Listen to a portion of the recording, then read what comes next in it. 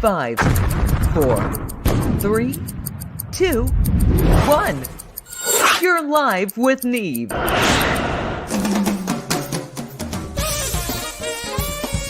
This is Live with Neve. Iconic musicians, comedy, and God knows what else. Hold on!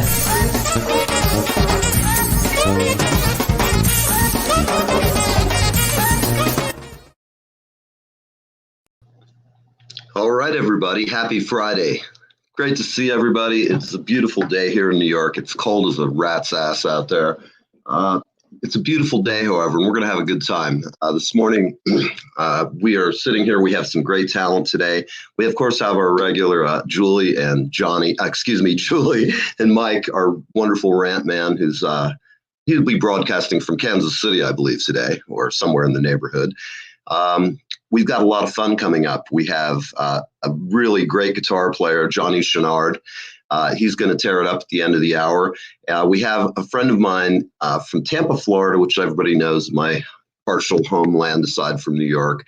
And I've lived there for 40 years, and I keep coming and going, and hopefully I'll be moving back again permanently like everybody else. Good morning, Toby. We have our gal in L.A., Toby Simmons, is on.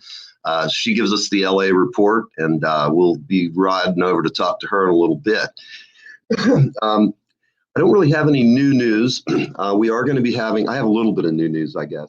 We are doing 7 days a week, and we get at least one show out every day. Cool. However, well, you know this. We've already, of course, talked briefly. But good morning, Julie. Enough about all that stuff. How are you, babe? I'm doing well. How are you? You can see I just got out of the shower.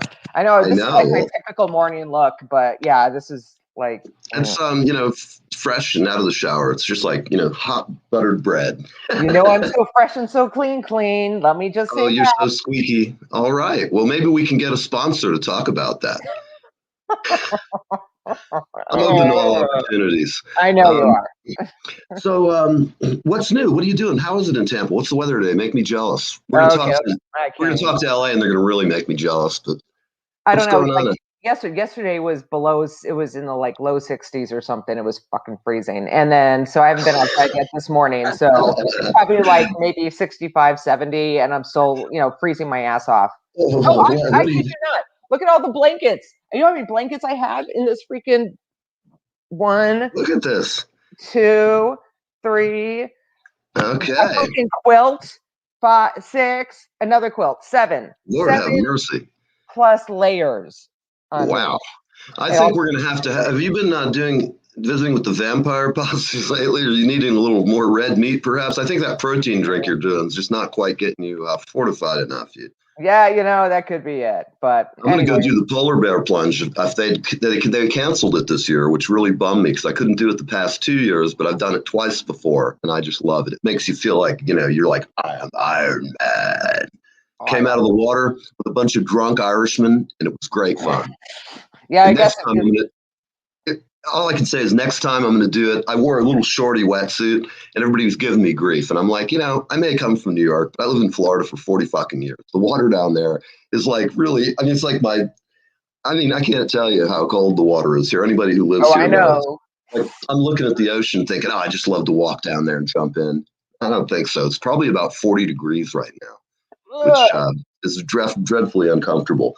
But getting back, we've also got our main man, Mike Imparato, standing in the wings. Here he is. What's happening, Mike? Can you hear me? Man, give us the weather report out there. It's freaking last night. It was 17 freaking degrees. There's freaking still snow on the ground. It's just I don't know why people would live here. I don't know. I would never voluntarily move to a place like this. They live here. I did. Well, yeah, Julie did. And she comes back on somewhat scathed she lived to tell about it. But she was smart. It's like Sam Kinison said, you live in a place, there's no fucking food or water. Man, I won't do it because my neighbors are home today. And I really might have to have them tapping on my wall. And I don't want them, if I go into full Sam Kinison mode, I'm not even warmed up yet. Kind of like having... Or we'll bring Brian Johnson over and let him just let loose at full voice. That'll give him something to talk about. That would be more fun. Go ahead, Mike. I can just hear him ripping into Back in Black. For me, that would be a great way to wake up. But what do I know? That's crazy. I'm crazy. That's what they say. So that's why I'm here. We have this week. So I don't know if you saw it, but my Screw the National Felon League rant has over 8,000 views. I got almost 200 shares. I got like 300 comments. It's really going great. And a lot of people feel exactly the way I do.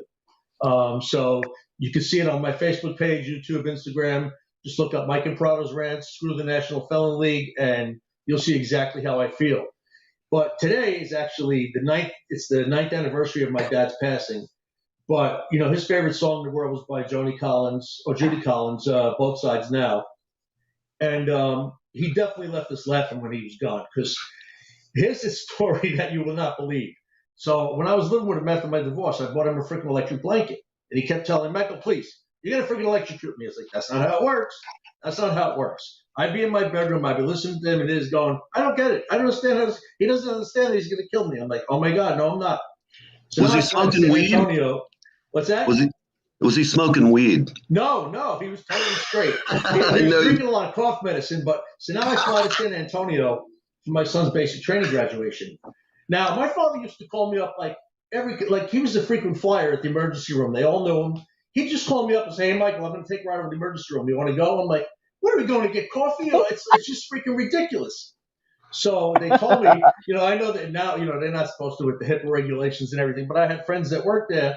Hey, Toby. And so as soon as I leave for San Antonio, he goes to the emergency room and they say, what's wrong today? He says, I got this pain on my back, and I'm pretty sure it's from the electricity that's going through my body. My son got me this freaking electric blanket, and I told him they're dangerous. So now they said, no, that's not it. He goes, and this wheeze that I have in my lungs, I'm pretty sure the electricity is jumping back and forth between the two lungs. I said, oh, my God. Because they love telling me these freaking stories. Holy shit. You know, before I forget, when I was a little kid, right, he used to walk around 24 hours a day with his right arm up in the air, feeling around in his chest for some imaginary lump. So now we used to go to the racetrack all the time, Aqueduct, Belmont, you know, wherever we were. And I'm like 8 years old, 9 years old, and I'm saying, holy shit, look at all these people that are waving to my father, and he knows everybody. Nobody was waving to him. Yeah, they were waving to him because they thought he was freaking waving to them. Yeah, he did this all day long, just freaking trying to feel this lump that nobody could ever find. But ironically, before he passed, he did wind up getting breast cancer in that spot. So maybe he did know all along. You know, I have to say, you know what they say, if you walk into a bar where everybody knows your name, you might be an alcoholic. Yeah. I've been there a time or two, and I have to say, you guys are legendary at all these. I can picture and smell the place. I'm like, the holy cigarette shit. smoke, it sets the whole noir in my head, you know? I'm saying, holy shit, he's freaking famous. Every freaking person in the racetrack waves to him. I'm like, oh, man. He was just insane. But you may not have been aware. He may have been the biggest bookie in your town. I'm kidding. No, I'm teasing you. No. Actually, I mean, we had our rituals, like, we used to go to the track no matter what. He'd give me $1.50 to hole, so we wouldn't spend it. And that's so we could guarantee that we'd be able to get a pretzel on the way out. You know, so we had our things that we did. And we came out of the track one time. Some guy wanted to sell us a freaking Buick Electric. It was only a couple of years old. He said, I'll take $500 for it. I need to get to Yonkers so I can try and make up what I lost today at Belmont. Like, holy shit. But my father did buy a car one time, though. Went through 2 engines and 3 transmissions. The first thing he said when he walked into the dealership was, whatever you can get me to the track in the fastest I can, Mr. Daily Double. Oh, and they sold him the car. The Buick LeSabre was a 72 Buick LeSabre, I think it was. And that car was a piece of shit. It was just insane. But hey, when you say to somebody, I don't care what you sell me, as long as I don't miss the Daily Double, they got it. They sold it right to me. But, that car was a piece of freaking shit, man. Yeah, I think 2 engines, I think 2 transmissions wound up going in that freaking car. But now today, that's all for the laughter. We're gonna freaking get serious for a minute. I'm gonna freaking rant. So This is freaking bullshit. So now we already discovered who they are. They can go screw themselves because now they want to eliminate the term babies and we're going to refer to them as babies. No, I'm not. I'm not going to say when my son was a baby, he was a freaking baby. How are they going to translate that to Italian? Bambino to Fabino? No, it's bullshit. It's absolute freaking horseshit. These people are freaking insane. You all right? Do me a favor. You got the freaking House. You got the Senate. You got the White House. Leave us the freak alone. No more of this baby shit. And this other, oh my God, you can't say mother, you can't say father. Now they're baby. Oh, look at the cute babies. Bullshit. Bullshit. End the freaking All right. Well, Mike. Babies. Hey, man, you know. Freaking babies. I'll say that. Remember, man, you know what? We got 4 years. We got a president. I know a lot of people, including yourself, and a lot of folks are pissed, but, you know, I don't do the politics thing because really you're going to make somebody angry or upset. And I like everybody. There's a lot of good people in both parties. And you know what? I have friends of all sides and you know what? I'm somewhere in between everybody. I have my own opinions. They don't, you know, there's a lot of things I think need to be done.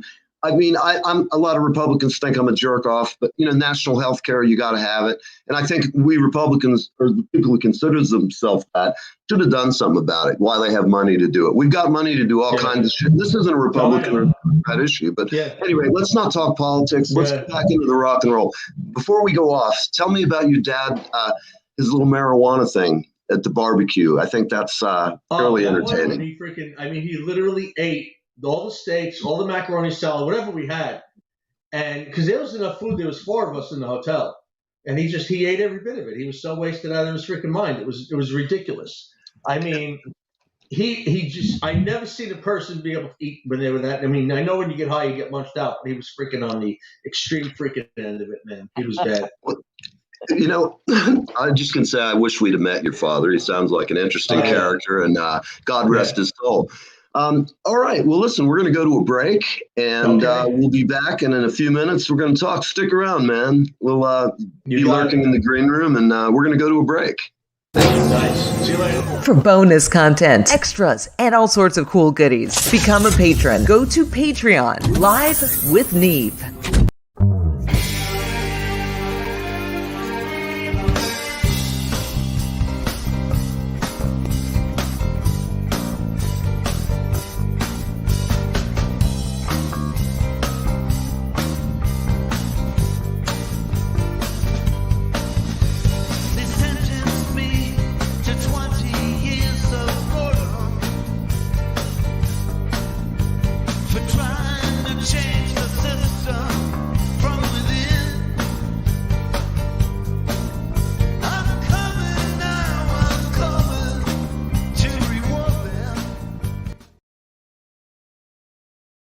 All right. Here we are. You're live with Neve, High in Highlands. And here you are, the lovely and talented Julie. Julie, is that coffee good? Coffee? Is that coffee? Whatever that is. Yeah, it's good. No, I'm just kidding. It's coffee. There? Water? Lemon water. Yeah, I am totally trying to cut out. You know, my Annie went and bought a bunch of soda because I consume it. But once you have a case in the house, you drink way too much of that shit. So I'm trying to lose weight. So I'm drinking nothing but water for the foreseeable future. I will drink tea like I continue to do, but water it is. So I'm going to do the 6 glasses a day and see what it does. Hopefully it'll help the voice a little bit. And, excuse me. Yeah. Get ready. I'll be down to fighting weight, man. When I get back down to Florida, I'll be tan, fit, and like ready. If I go to the beach right now, they look at me and they'd be like, God, he's ghastly pale. And I don't even have good studio tan, although I'm up all night. Like a lot of us. Do you sleep good at night? Now I do, sort of, mostly, but I never used to. I mean, only in the last couple of years, and that's due to a medication that actually. Right. I find brownies quite helpful. I sleep like a baby. I can have back pain, man. A couple of good brownies, and it's off to La La Land, man. Life is good. See? Look at you. Yeah, that's not me. Unfortunately. So let's see. We've got, for everybody watching, we have Johnny's coming up. This guitar player is going to blow your mind. Johnny Chouinard, and he is a killer. All I can say Chouinard is. I believe I'm so sorry. Yes, Johnny. Don't be offended. My French teacher used to want to spank me, and I let her. Any rate, so we're going to go on. We've got Burke coming on, and let me tell you something. I'll give you a little background. She's been taking photographs a long, long time. And I don't know her early life, but I know it involves up in Woodstock. She's got family up there, which is one of my favorite places on earth. In fact, if I didn't live where I live now, I'd have to consider being up there. The only problem is they don't have a real waterfront, you know, there's no ocean, but there's hell, if I can get Levon's ranch or barn, I'll make it into a historic monument. I just moved onto a place in the back 40. Anyhow, she has been taking photographs at concerts, and I know that she worked at the Bayfront for quite a while. And so we're going to show you some of her photos in a little bit. But without much less me yakking about it, I'm going to bring on Bridget Burke. Hi, Bridget. Hey, Bridge. Rock and roll photographer supremo. You're the bomb. Oh, man, you're so humble and nice. Look at you. And don't be worried. Don't be scared. You're only here. Think of me as a friendly therapist. I'm here to help guide you through your musical journey and your artistic. And I was just watching the Bikram yoga guy. He's this greasy looking little monkey looking fella. And I hate to say that, but he ran the whole Bikram yoga thing. It turns out the guy's like a massive boon chaser. I mean, no offense, but this guy chases more tail than Bill Clinton in high school, man. I mean, seriously, the guy, he had people who were like watch this. I don't even know why. I woke up at like 4 a.m. and it's on the TV and it's just playing. And then I found myself sucked into the vortex of television. And I'm laying there and I'm like, wow, it's a typical story. He's like some guy decides he's going to have a religion, but it's yoga. Yoga's cool. I even put my tortured old body through it occasionally to realize I need to stop doing that and drink more water, perhaps. At any rate, he has like all these thousands of women. He's licensing yoga salons. And I'll just say he was a red-blooded man because he was tearing through the ladies and it was crazy. He was extorting some young woman that they're all having sex with him. It was almost as much fun as Next of Them, where you get to actually get a brand on your ass for joining the group up in the state of New York. Speaking of Woodstock, that's like some really a brand on your ass. Yeah, you'd have to get a brand on the ass. Yeah, the guy was a guru. I mean, if I was going to run a guru scheme, I'd want the ladies to enjoy coming on board. And I don't think a brand on the ass is like the best way to start a long and fruitful relationship. No, you put on the club, I don't know. I'd have a spa with hot rocks and clay and shit. You guys can go down there. Now I'm getting the call. You do the brand on the chest across the boobs. Yes, is this a party to whom you're expecting? On your vehicle may have expired and should be reactivated. I have a 20-year-old Jaguar. It hasn't had a warranty in years. Go away. Okay, let's just turn back to you. So getting back to Bridget, she's not going to have to get a tattoo or anything, no brands. So Bridget, where did you start doing your rock and roll thing? I started taking pictures at clubs back in the 80s, I guess. And then one day I just got real brave and I happened to go over to see Bill Templeton at Music Magazine. And I remember him well. Yeah, I showed him some local stuff that I did and him and I hit it off. And basically that's where it all started. He never really used the photos, didn't have a need for them, but he always hooked me up with concerts so I could pretty much shoot whatever I wanted back then. Back in the film days when it cost you money. Yes. Oh, my gosh. I went to Europe once and I came back. I had like 25 rolls of film. And, it was so expensive. I spent all my money on the trip. So when I got back, I really didn't have much to develop, but I had like a crazy development bill. Like yourself, I'm not as good as you, but I'd shoot a lot to make sure I get a good shot once in a while. I think I learned discipline back then because I pretty much every frame to me was like a dollar sign. You know what I mean? So it's like, literally. It wasn't like now when you just, you have digital, you just hit the shutter and you can take 10,000 pictures and, and not have to spend a dime, after the fact to buy any equipment. But so I pretty much learned how to shoot back then. And I used to do my own black and white because I took black and white developing in high school. So I had my own little lab going. So it was a lot of fun and had a lot of good times. I ended up working with Steve Persall on a couple of things and Eric Snyder and the whole gang and Bill DeYoung, bunch of good people over there. Hell yeah. It was good times. The parts I remember were pretty good. So basically that's how I got started. And after that, I was pretty much hooked. Then I got a Ruth Eckerd Hall and I was bartending and then went and did backstage for about 6 years. And then I moved over to the Mahaffey. And when I got to the Mahaffey, I was able to, was lucky enough to be the photographer or one of the two photographers over there for like 5 6 years. Mm-hmm. Yeah, it was quite fun. I remember seeing your Tony Bennett shots back then. I've actually lived vicariously in the Tampa music scene watching your photos since I've been in New York. Like every show that you would do, I'm like, God, I love that hall so much. The last show I saw there was Lyle Lovett. It was just so brilliant. He had Oh his God. large band, and I mean, we're going back a while too. This was well before I moved here, but if there's a Lyle concert in New York or anywhere around, I'm pretty much sure to be there. Yeah, I I've had done one of several his. of his shows, and the one show he did with what was Guy Clark and Joe Mhm. Healy. There was four of them, and man, one of the best shows I'd ever seen. It was amazing. Um, Right. yeah, but I mean, sometimes I look back and look at some of the stuff that I've done, and I'm like, whoa, that really Yeah, happened? Is this a dream? You know, I'm absolutely. pretty blessed. I was very lucky.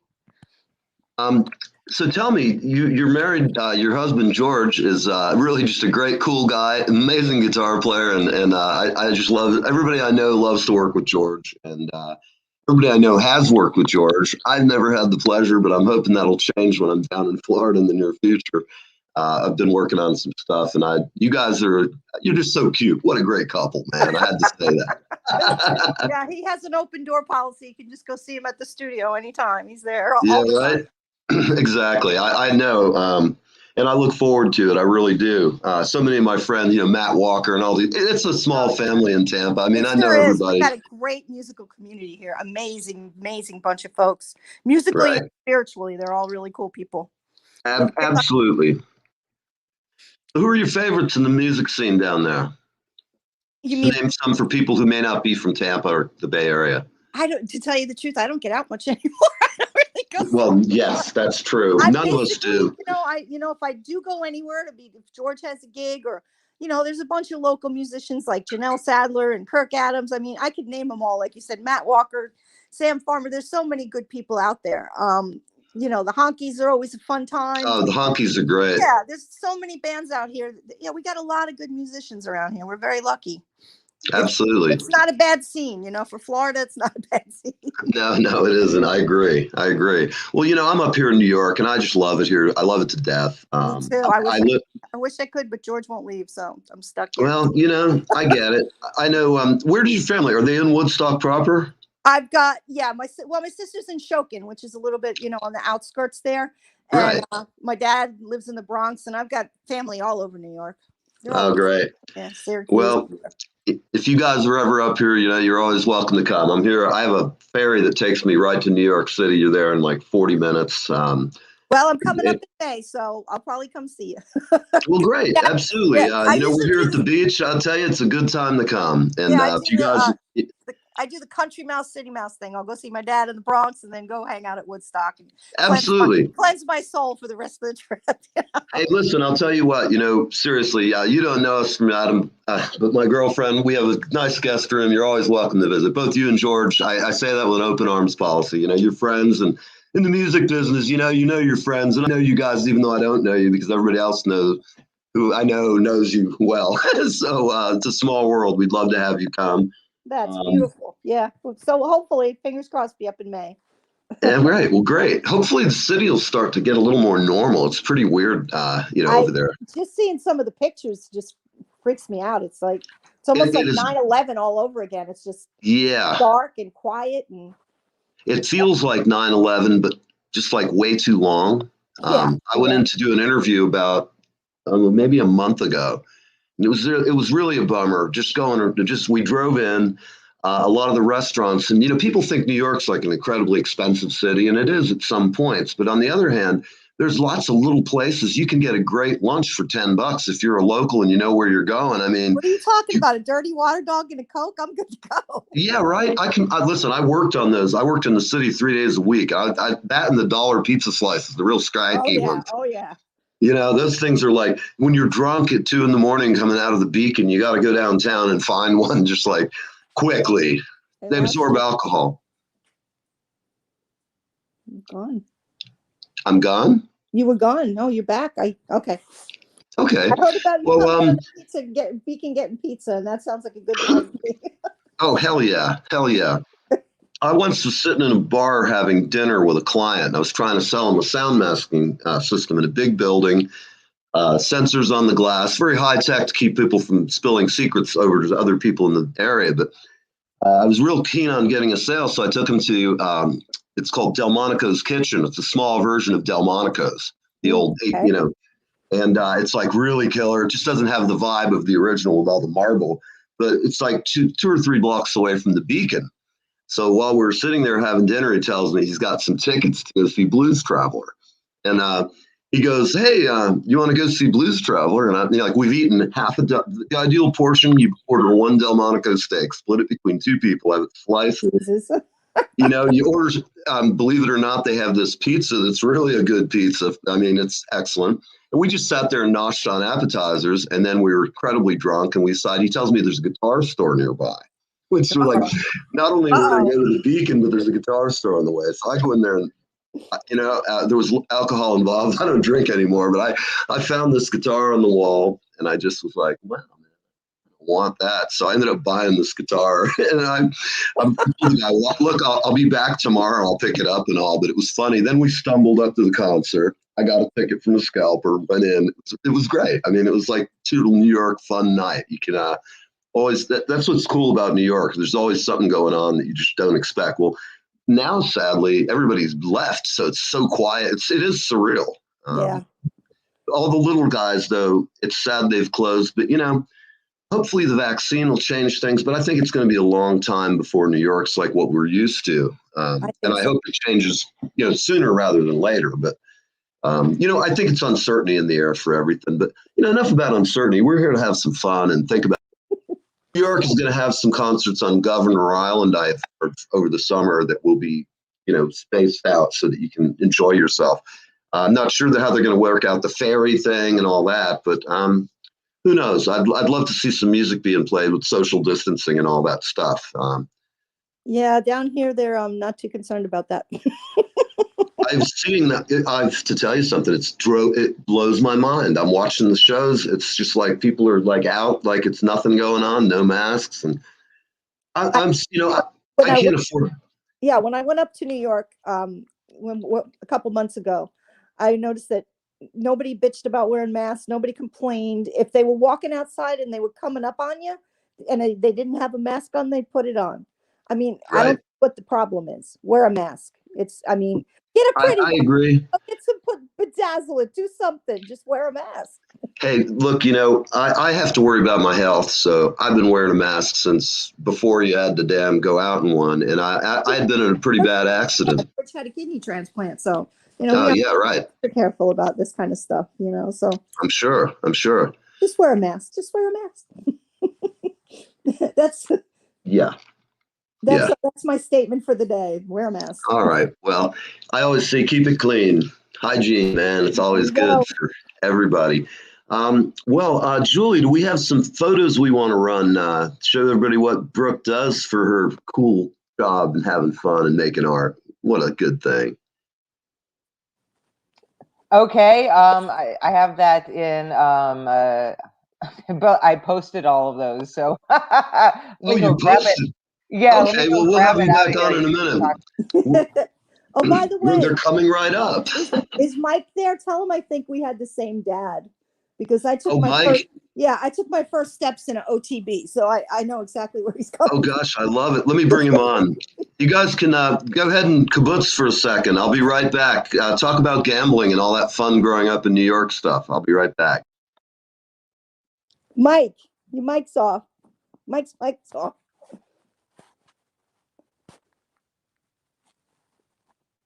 Mike, you got to turn on your mic. They might have me off. Okay, there you go. Yeah, Mike. I think we had. Yeah, so my cousin was a jockey in New York growing up as a kid. He started in like '68, I think was his first race. Really? So we lived at the racetrack. Yeah, Joey Imperato. He was actually Broadway Joe of the racing circuit in New York, and he flew to England once a month for his clothes, and he was really a character. He was like, Well, I'm sure my dad paid for probably a couple of those horses that he was riding. Yeah. I mean, it's great. Like in gym in high school, I gave one of my gym teachers, he had a horse. Yeah, one of my gym teachers, I gave him a horse, Sonata II, paid $40 the first race, $42 the second race. I didn't have to go to gym for like 3 years. It was freaking great, man. And he's with my brothers playing hockey in Kings Bay. The guys in Kings Bay made a fortune off my cousin, so it was awesome. Yeah, good time. I had half of the money that my dad bet over there at the track. Just half. Oh, I'd be doing pretty good right now. be rich, absolutely rich. I mean, sometimes I Pops, do I really hope you're good. not Sometimes I'll watching. sit down and play them. I'll win a couple of hundred, but you're never going to win in the long run, no matter what. House always wins, baby. House always wins. You know it. You know it. So, Bridge, But, what was the first yeah, you grew up concert in you ever saw? OTB, and same thing. That's right. I could wallpaper the bathroom with the tickets. Hell, I could probably do a whole house. Yeah, it's funny stuff. Mm-hmm. All right. Somebody from Australia. Been doing gigs, no masks. They don't feel guilty, but I should probably be more careful. But I think I'm in the luckiest place on the planet. Well, good. That's good. I wish I was in Australia too. Maybe a safer place than here. I don't know, but I know for myself, and I see that's like here in most people I know will wear a mask.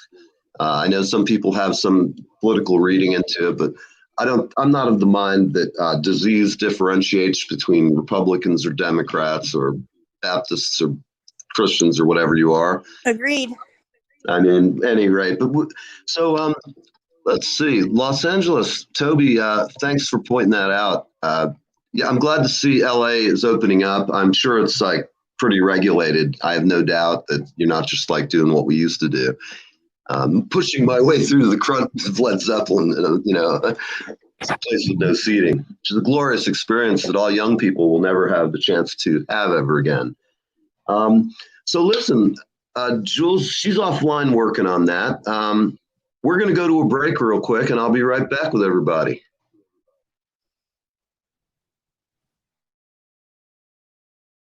Hi, this is Leland Sklar, and I am hanging with Neve, and I am having the best time of my life. Live with Neve, Fridays on the East Coast from 10 a.m. to 11 a.m. Questions, comments, click on the chat box. Hey, everybody, we're back. I hope you're all having a great morning. You're here live with Neve, broadcasting out of Highlands, New Jersey. We've got some great guests on today. We've got Johnny Chouinard. I think I pronounced it correctly. We have Chouinard. We'll let him say it. Chouinard. Yes, Chouinard's in my yard. We'll let him just pronounce it that way. I know. I'm having a hell of a time. I'm trying to invent some kind of mnemonic tool. But at any rate, let's go back to Bridge. So Julie, let's go back to Bridge. I want to ask her some more questions. And then Bridge, while we're sitting here, where can people get copies of your photos? Do you sell prints and do that kind of stuff? No, not really. Nope. Okay. I told you earlier I was a tech illiterate. No, you're not. Gosh. If anybody was interested, they could just hook me up on the Facebook page and, we could figure something out. But yeah. Well, cool. I've donated a bunch of them to different, fundraisers and stuff like that. I used to do a lot of work with 95 YNF back then. With those, Right. Those jocks were incredible. They gave me so many opportunities also that I never would have had. Cooley's alumni. Yeah, I used to work at YNF. Did you? You work with all them crazy boys? Well, I worked with those crazy boys afterwards. I worked at YNF after it became a heritage station. I started off at 98 Rock in Tampa.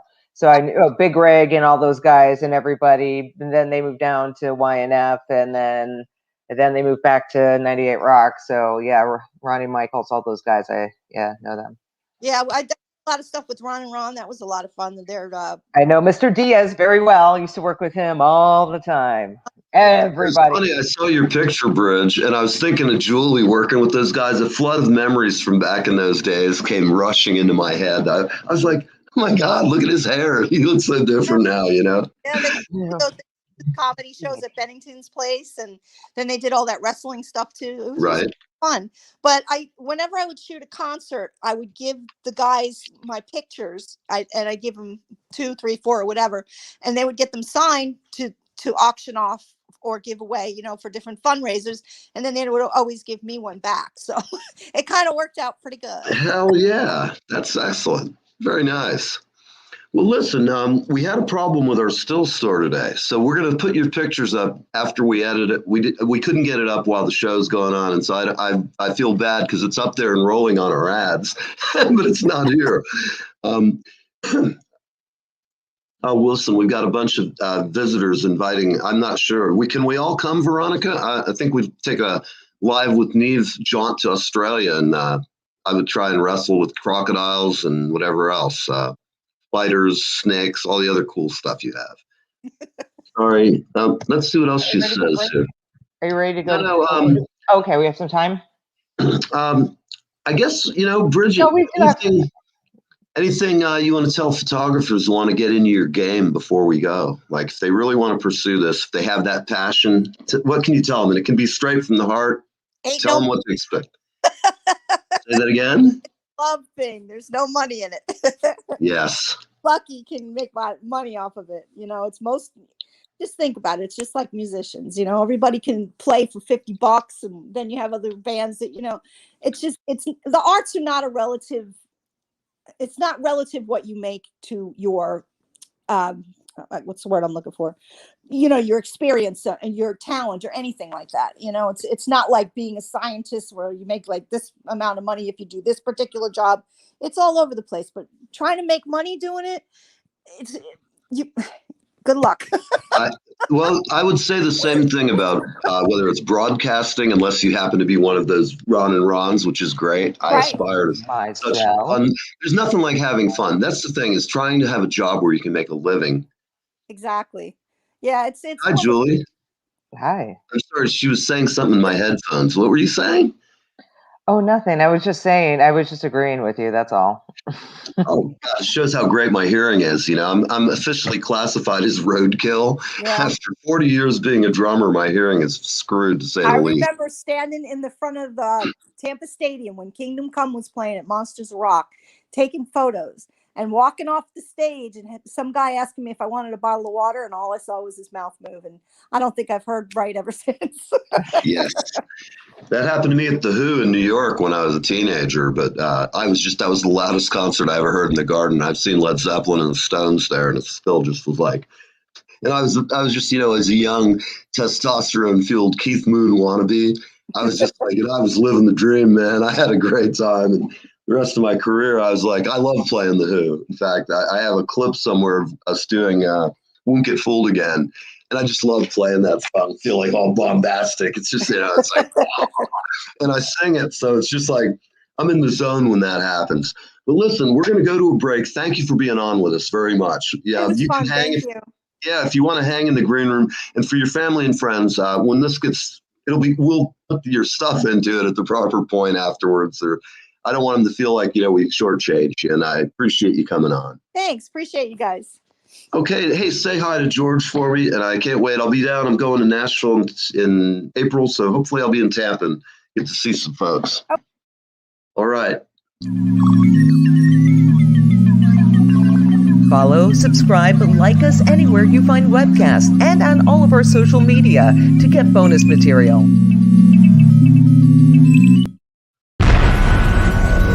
Questions, comments, click on the chat box. Well, John, you're looking a little rough there. I'm looking at your new visual there. Man, I got to tell you, boy's looking like he's rode hard and put up wet. So here we are.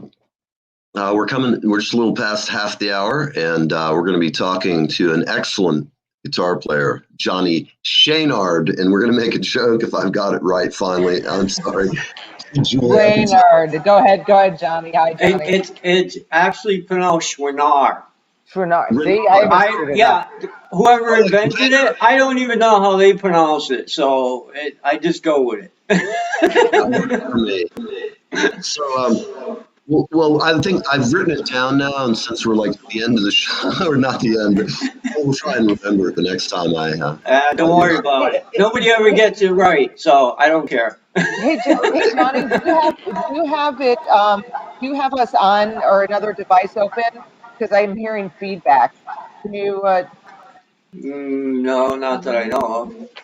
Can you turn your speaker down as low as you can without? Yeah. That way, as long as you can hear us, but it is feeding back quite a bit. Is that better? That's better. Okay. A little bit, but I can hear myself feeding back. But yeah, it's better. This is a new laptop, and I haven't even gone into any of the settings it's like 2 days old. Oh, gotcha. No problem. Yeah. So, Toby, write me a note in the chat line. I just want to see if you want to come on a little bit. Any rate, we're just giving a little backstage stuff. So, Johnny, let's talk about you, man. How did you start playing, and where did you grow up? Well, I grew up in a place called Federal Hill in Providence, Rhode Island. My mom started me playing accordion when I was 9 years old. I played that for about a year and a half, and then I told my mom, Elvis and the Beatles ain't doing this, and she was a little heartbroken about that, but she still stuck, by my decision to go get a cheap harmony guitar, a piece of crap amp, and she came to a couple of shows, but they ended up having to leave because it was too loud.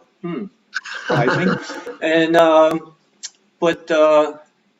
then I'm pretty much self-taught on guitar. Like I know how to read music, but those notes apply differently on different instruments.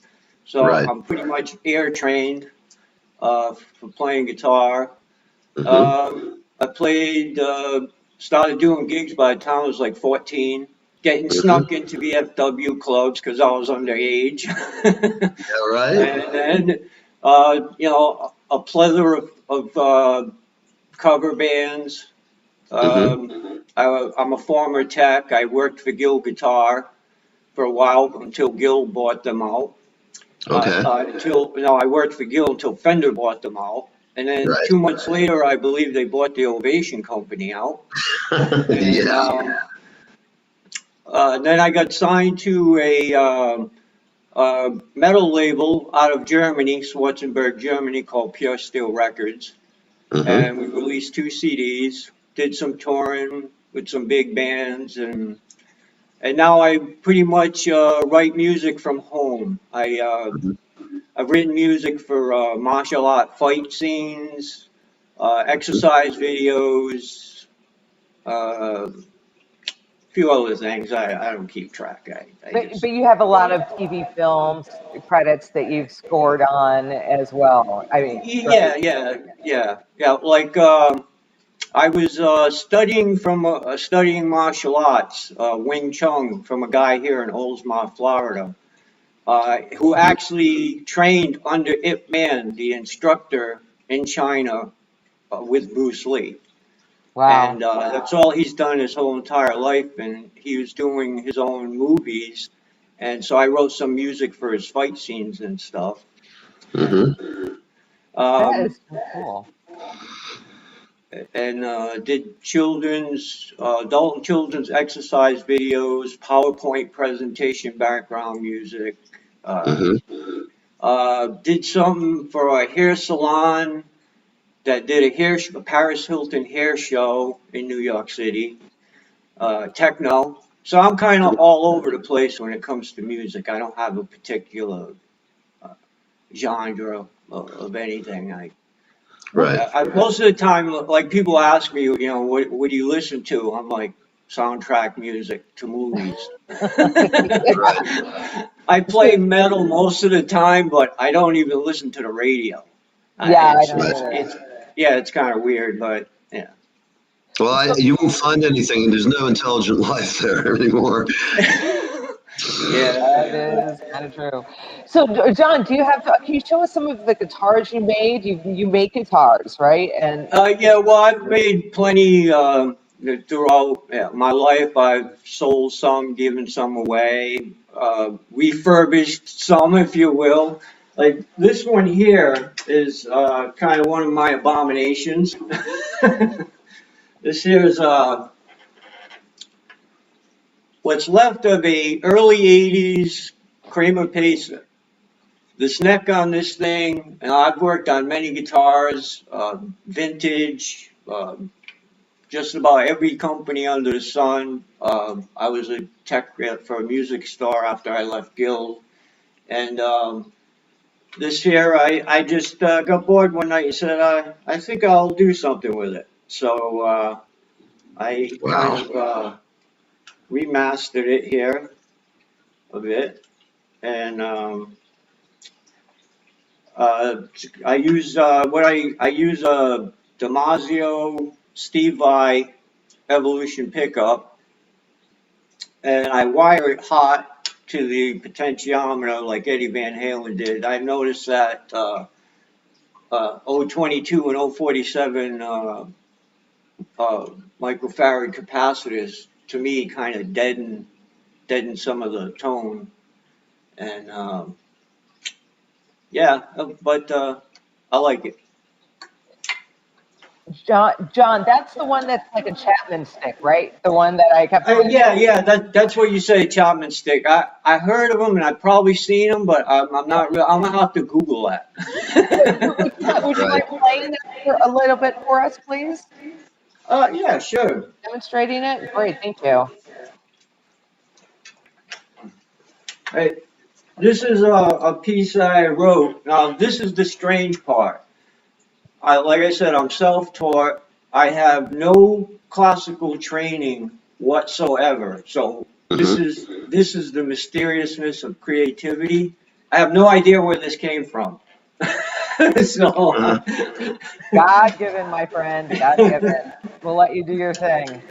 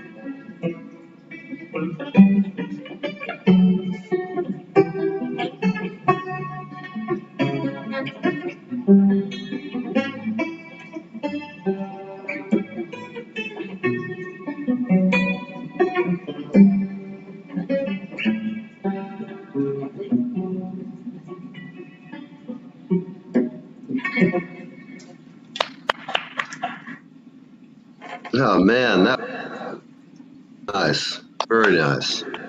It's So, awesome. what do you call that bit? What do you call that bit of joy? The Dragon. The Dragon. All right, I like it. Yeah. That would be great soundtrack material for sure. I can hear it in your composition. That's great. I like Yeah, that. that's kind of the approach I go for, where a lot of typical metal stuff is like pretty formatted, if you will, commercialized. Or I go for more of the emotional kind of Mm-hmm.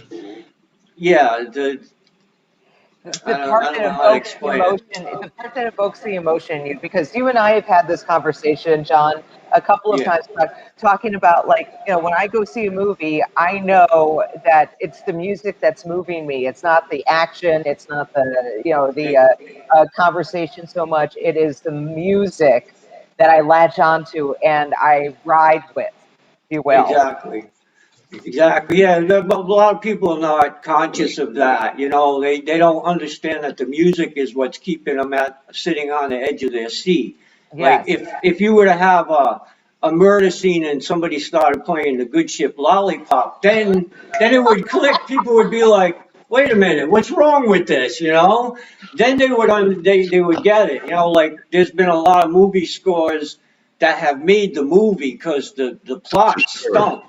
But the Yeah. music and vice versa, there are a lot of great movies that are written, and you listen to the soundtrack and you go, wait a minute, how did that get in there with this? It doesn't mesh. So, Right. Well, I think it's a whole different way of working conceptually.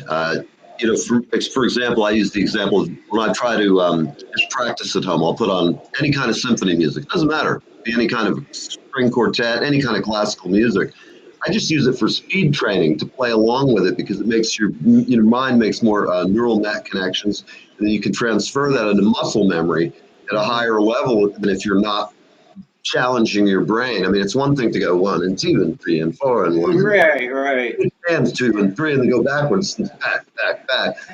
But that's like if I've ever given a lesson to a kid, I always show them both ways so that from the beginning they'll start learning multi-limb independence.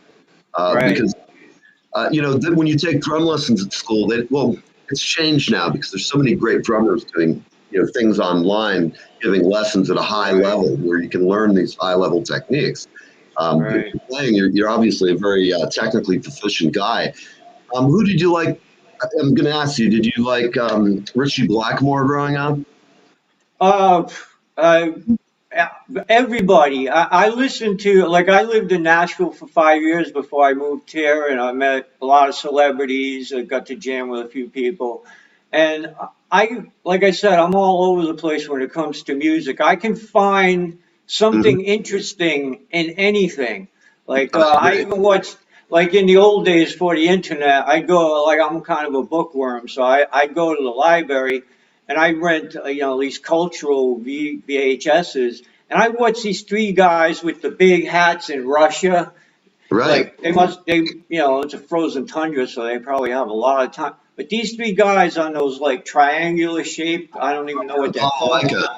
Yeah, these guys, I watch these three guys play, and they're playing at different times and different keys, and I was like, the timing of it too, the way the mathematical interlocking of the different instruments is unbelievable. I know what you're talking about. Yeah, I was just blown away. I was like, this is incredible, Well, who was like when you were young? Who was like the first guy you heard? Was it the Beatles? Who did you hear that just said, "I got to have a guitar and I got to just go to nuts on this thing"?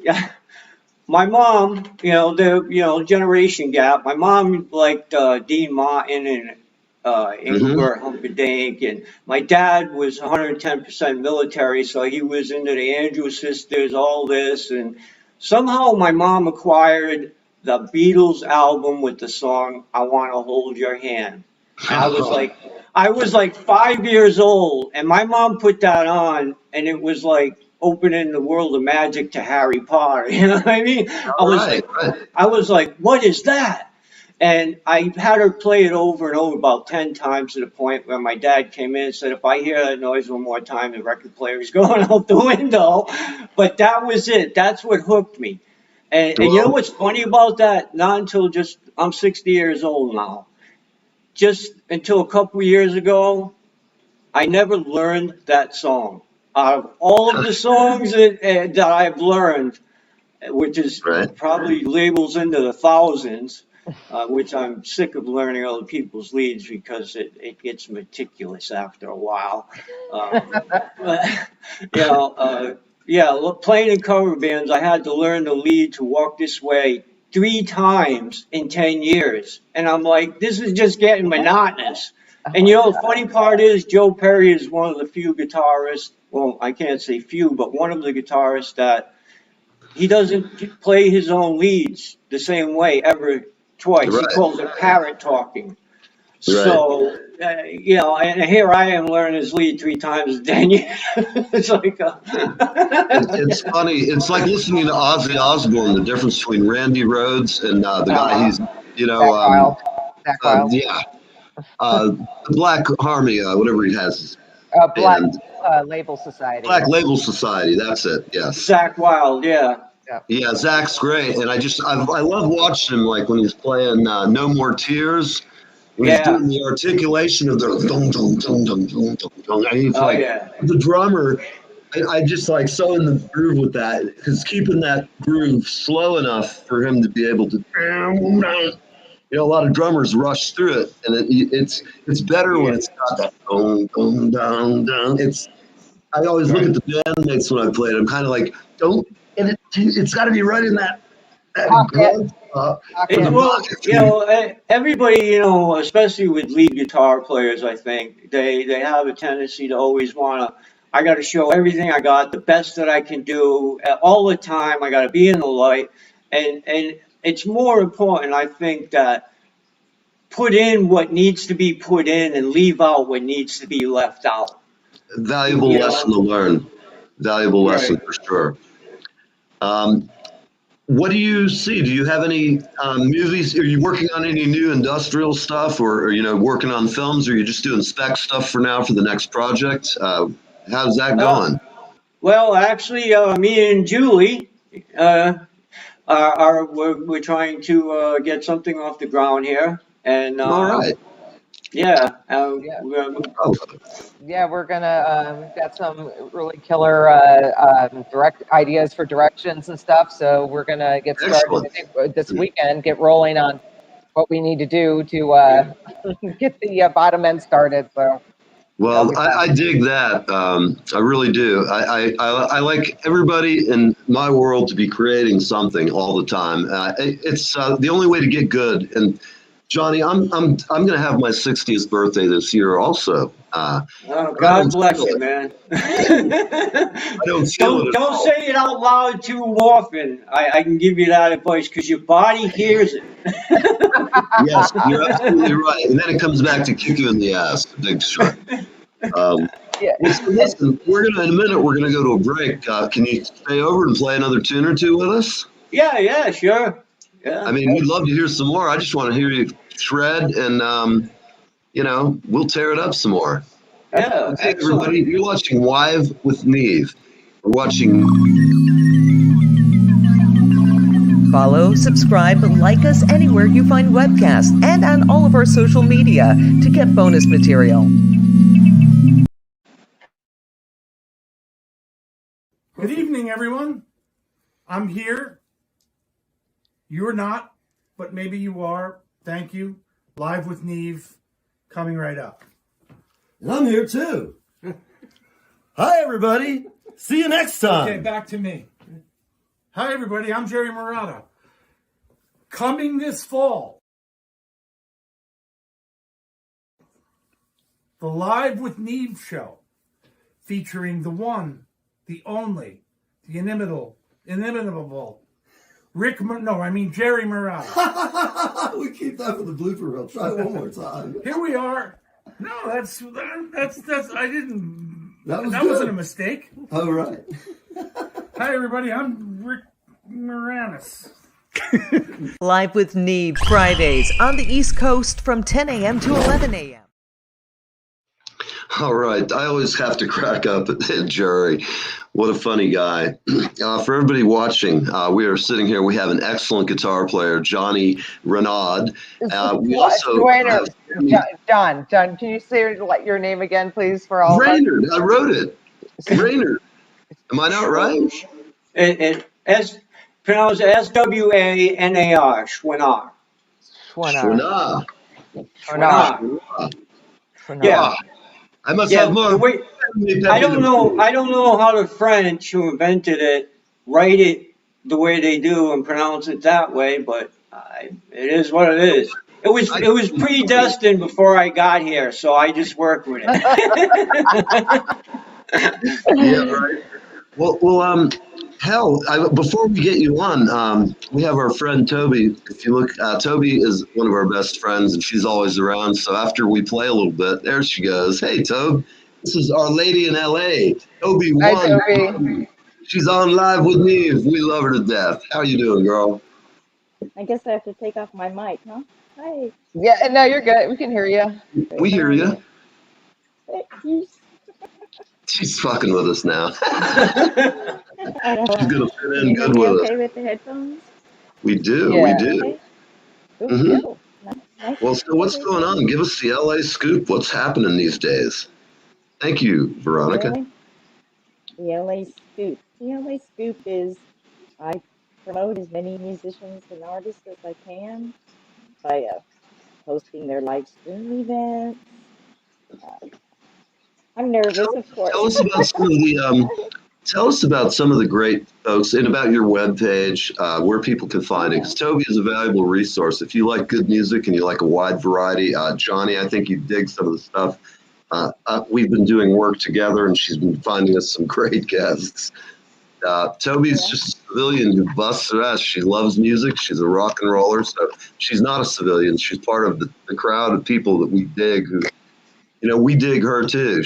I've met some stuff, Toby. I thank you. Some of the people you hooked me up I with. had a little delay Like, and the blues guy blew me away. You can hear me okay. Well, what I do is I take musicians and I host their live stream events. I'm getting feedback from somewhere. Are you getting feedback? I don't know if I can take these off. I'll try. I don't know why you get them through that. That's weird. Usually they work good. I think she's okay now. Oh, I think you're okay now. Okay, so at any rate, continue. What's the gentleman playing in the park you sent me yesterday? Tell me about him. The horn player? He's great. Oh, okay. He's somebody I just stumbled across. I haven't started hosting his events, but I'm getting all the material. My current artists are Lawrence Juber. I host his shows 3 times a week. He's a former member of Sir Paul McCartney and Wings.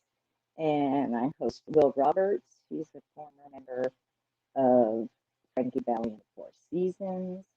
I've got Kenny Lee Lewis, Steve Miller's bassist.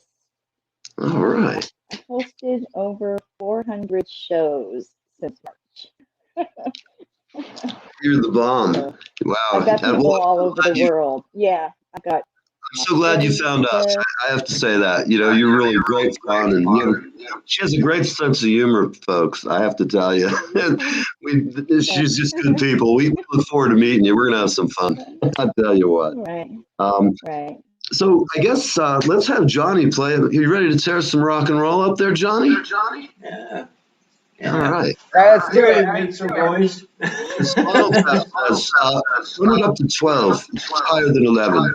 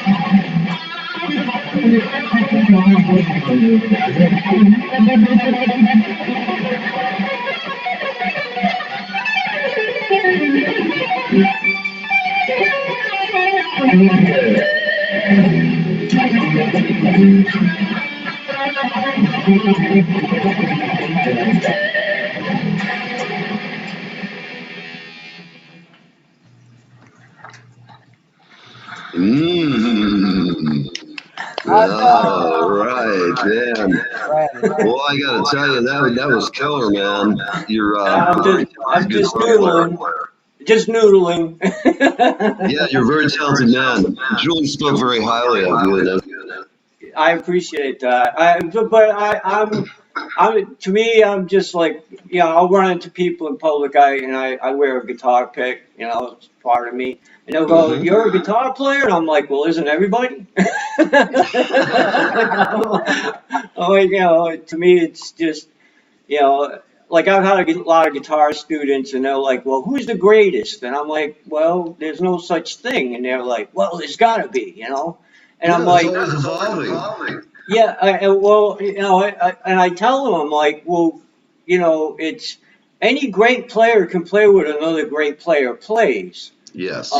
But people like Steve Vai and Jimmy Page have said the same thing that I've always thought, that, you know, learning other people's stuff, you know, it's educational, it's flattering to some of the artists, it's flattering to the fans.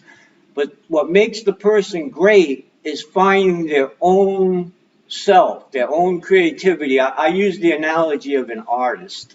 You learn what the brush does, you learn how to mix the paints, but when you look at the blank canvas, you have to ask yourself, you know, what picture am I going to paint so that whenever anybody in the world sees it, they're going to know that's me. You know, every great out there, you know, Eddie Van Halen with the tap-ons, Yngwie with the arpeggios, Steve Vai with his, like, what I'd almost call comedy, like what he does with Yankee Rose. It's just, you know, he makes the guitar talk.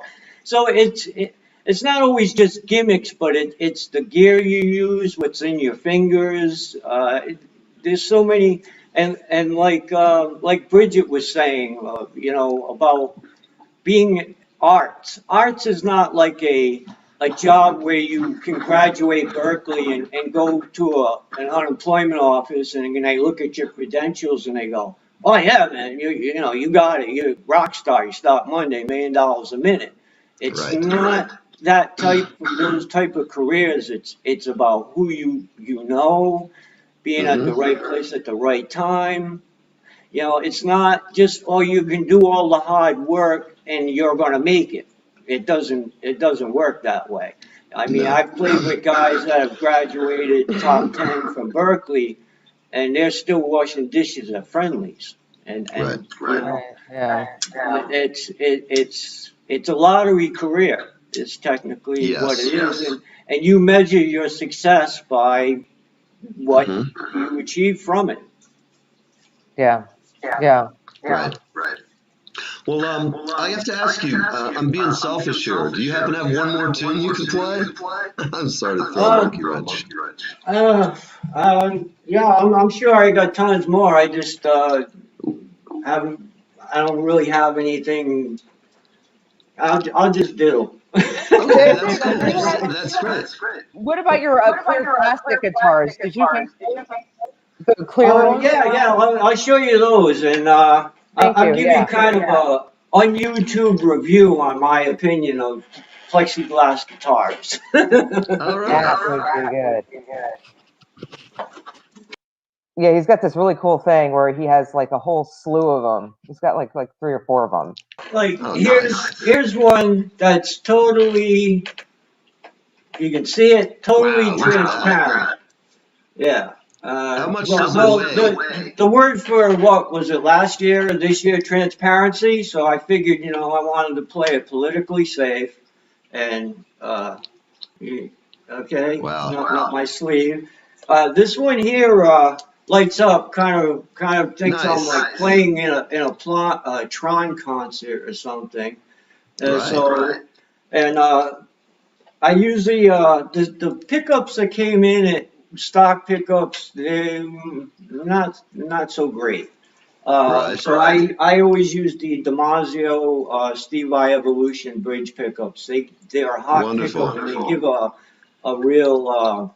But despite that, it still kind of has a muddy sound, and I'm not quite sure if it's because it's made of plexiglass, the metals that are used in the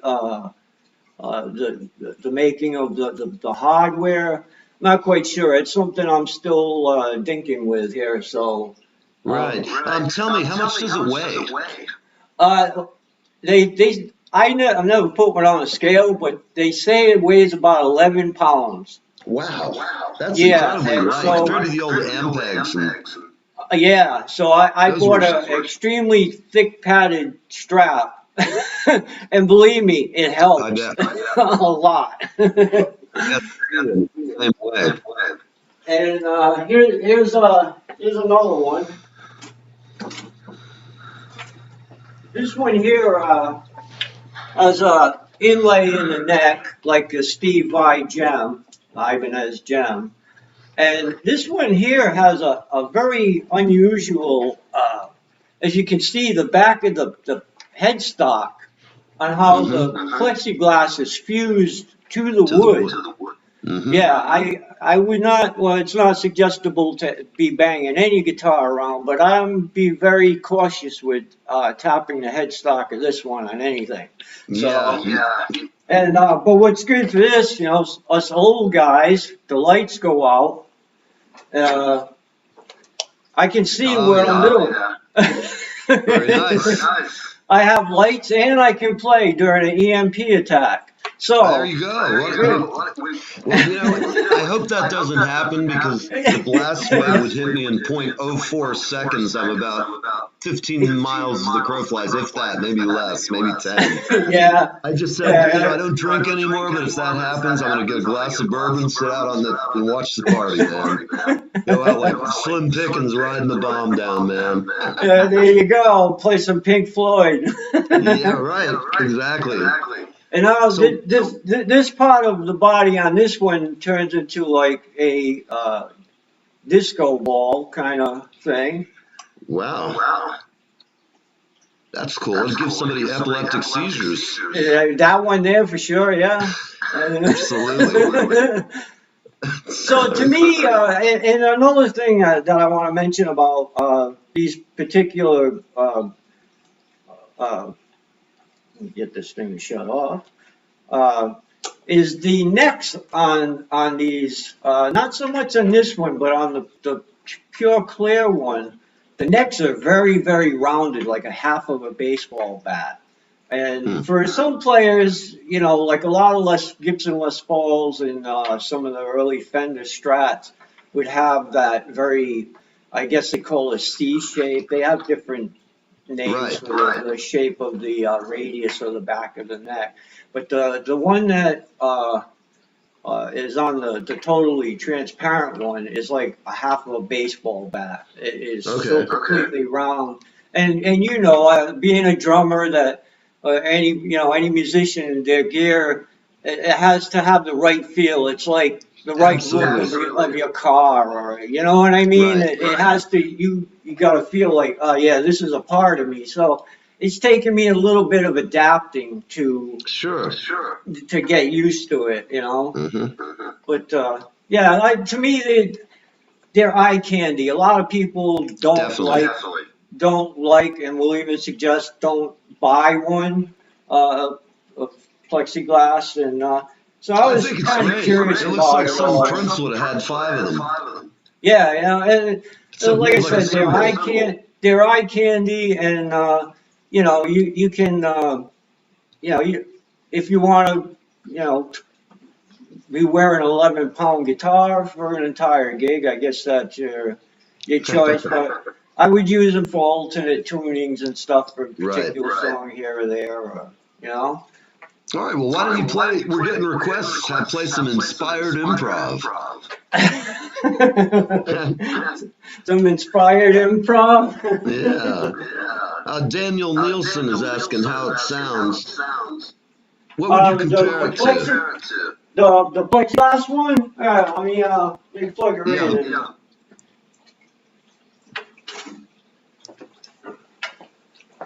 Like I said, on this particular one, I always disconnect the tone by my wire. All my guitars the same way Eddie Van Halen did. Wire the pickup directly hot, straight to the jack, to the potentiometer, and then straight to the jack. Bypass, tone. For anybody who wants to know, potentiometer is a volume knob. Yeah, there you go. Sorry, no worries. I know what it is. It's cool. You can't expect the civilians. We're giving away all our secrets and vocabulary. Uh-oh.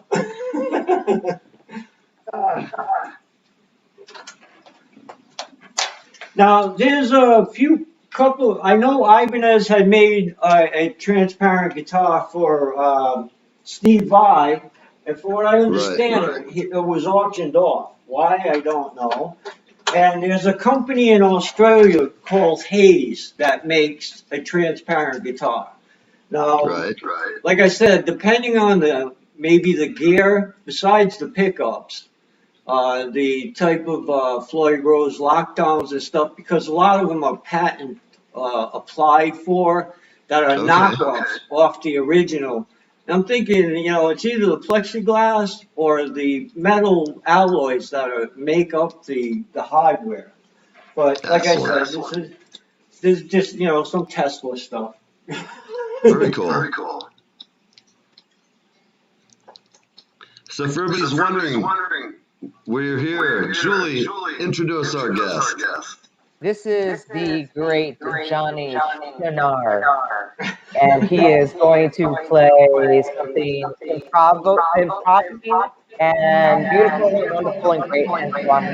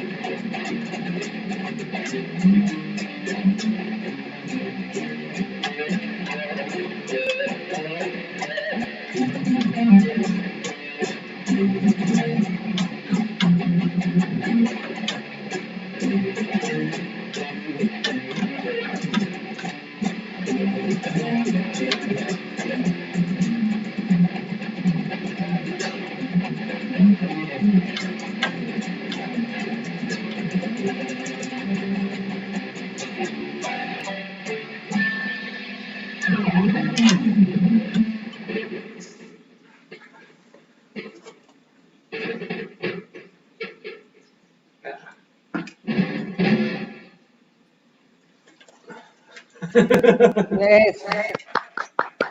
My Neil, you muted yourself. I can't mute you. Oh, There you Lord go. have mercy. I mean, It was tell you, awesome, that John. just tore it up, son. I'm just diddling. Yeah, I'd wish you were up here. We'd do some diddling. I got some drums for that stuff. Cool.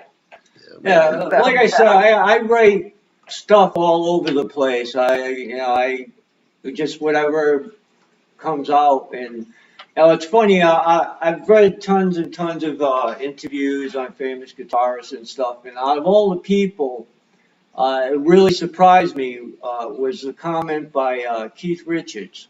A lot of people, stereotype Richards as being, the old pickle guy, and Right. when he was asked about how he goes about writing songs, his response was, "I don't write songs. God writes them. I just reach out and grab one."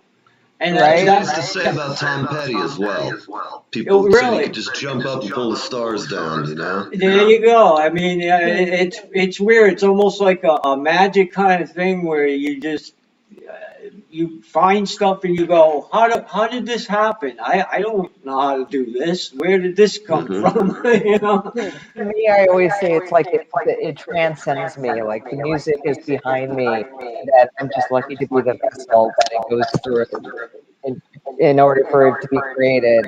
So that's the way I feel. The same way you do. Just I'm just the vessel. That's it. Well, it's for a whole different topic. But if you're a religious person and you believe that God, the Christian God, had made the universe, he made it by sound. So sound obviously has a very strong property to it. Absolutely.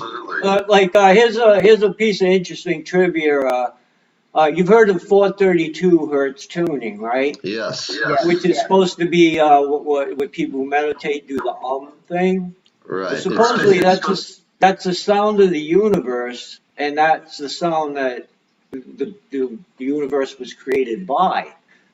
And the interesting thing was supposedly the Nazis during their occupation changed the standard tuning from 432 hertz to 440. 440. To create another imbalance in what should have been balanced.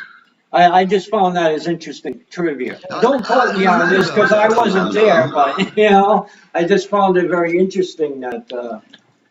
I've screwed around with it on a computer and changed the pitch, on my keyboard. And I have to tell you, because I'm just a drummer, like how I approach things, but I can, everything's vibration, so those theories are valid. Who knows? I can see it. Nothing would, to the past year, there's nothing that would surprise me about anything, anywhere, period. And Neil, just for your own psyche, Hans Zimmer, who happens to be, yes. I'm not so much of an idolizer, but I respect people for their craft. Yes. Hans Zimmer said that the most important instrument of everything, he's a massive movie composer, is the timbres of the drums. So your instrument is the most important instrument, right, in music. Well, in cultures, some of them it's a religious thing. It's like growing up in a black church learning gospel. But in a lot of cultures, my friend Gumbi Ortiz and I were talking about one interview, and he said music wasn't something that you did; it was something the whole community did. Right. His whole household, from a young age, his dad got him a drum, but there's a much more spiritual element to it than most Western societies. Not that there isn't lots of great non and secular music, both. There's some excellent heavy metal bands out there in the Christian field of music. There's some really good bands. I mean, they're just like ridiculous. I'm going to send you the guy, Julie, who's up here, has a studio. I know he's like number 2 or 3 in the charts regularly. His name is John Grout, Grout. Who's he play with? His band is, I don't know, but I'll tell you this, if you look up on a Christian music channel, John Grout, the guy is a ridiculous guitar player. I mean, his studio, I recorded parts of Manhattan in there. He's got a great room, and I just love the guy. However, I hired my own stunt guitar players. I think Johnny's going to get the call in the next song. There you go. I have him and Doug from Australia doing fucking dueling Satriani leads. Or Steve Vai, who I love Steve Vai. I love the way he makes animal noises and makes his guitar talk. Yeah. always had Jerry Outlaw, my friend in Florida, when he was with the Shakes. I'd always be like, Jerry, make that thing squeal like a pig. And he had the most like X-rated pig squeal noises you could imagine out of that guitar. And he looked like he was having a hell of a time doing it. People seemed to like it, so life was good. So, here we are. It's 11:30. We got to roll out of here, but thank you so much for being on. And where can they find your stuff again? Where can they find your stuff? Huh? What page? Where can people go to find you? On Facebook or on Pure Steel Records or where? Yeah, I don't. You know what? I never kept anything from the band. I've never been that kind of person. Unfortunately, a lot of people. Hype is part of the career. I've never cared about that. I've been asked for autographs, and it was stupid to me.